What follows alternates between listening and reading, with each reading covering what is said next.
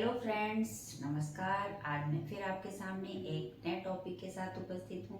आज का टॉपिक संधि पर आधारित है। आज हम दीर्घ संधि के विषय में जानेंगे और बहुत ही सरल ढंग से समझेंगे। इसमें आपको कोई परिभाषा लर्न करने की आवश्यकता नहीं कि इतनी परिभाषा है, कैसे हम याद करेंगे, कैसे हमें समझ में आएगा। तो बहुत ही सरल ढंग से आप इसको समझेंगे और आपको आसानी से समझ आ जाएगा।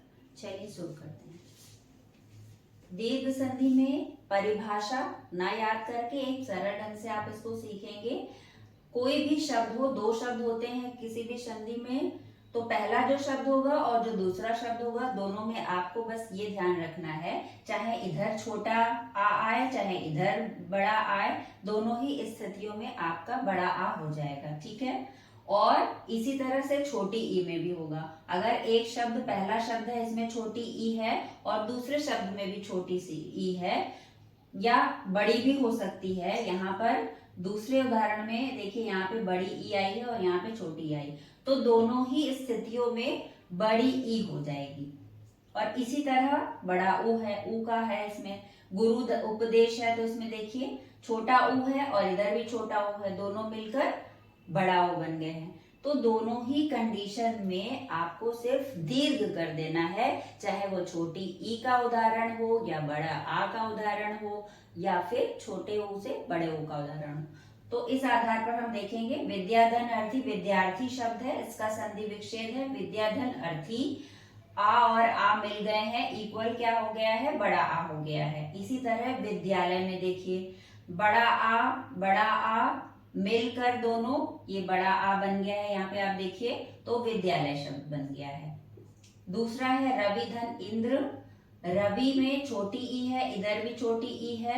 अब ये दोनों छोटी ई मिलकर दीर्घ यानी बड़ी ई बन गई हैं, तो ये भी आपका रविंद्र शब्द बन गया है। सचिंद्र में देखिए, बड़ी ई, यहाँ पर छोटी ई और दोनों मिल गई हैं, तो क्या बन गया है, सचिंद्र बन गया है, यानी कि बड़ी ई हो गई है। गुरु उपदेश में गुरु धन उपदेश, गुरुपदेश हो गया है।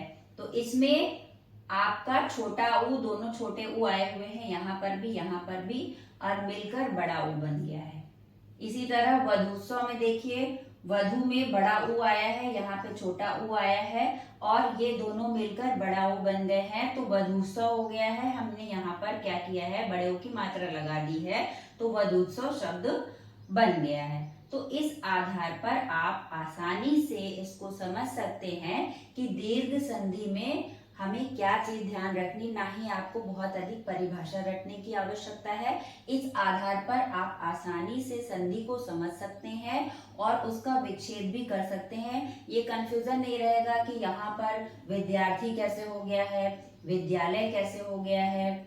तो ये सारी चीजें हैं जो कि आप आसानी से, बस आपको मेन ध्यान देने योग्य जो आपकी चीज है वो ये है कि हर स्थिति में दीर्घ हो जाता है, चाहे पहले पद में छोटा आ आया हो या बड़े पद में बड़ा आया हो, कोई भी कंडीशन हो। ह्रस्व इधर भी हो सकता है और इधर भी हो सकता है, दीर्घ इधर भी हो सकता है और इधर भी हो सकता है, यानी दोनों ही स्थितियों में ह्रस्व हो या दीर्घ हो, स्थिति क्या होगी, दीर्घ हो जाएगी, यानी कि उसका दीर्घ हो जाता है, चाहे वो बड़ा आ हो, छोटा आ हो या छोटी ई हो या बड़ी ई हो, छोटा ऊ हो या बड़ा ऊ हो। इन उदाहरणों के माध्यम से आपने इसे आसानी से समझ लिया होगा।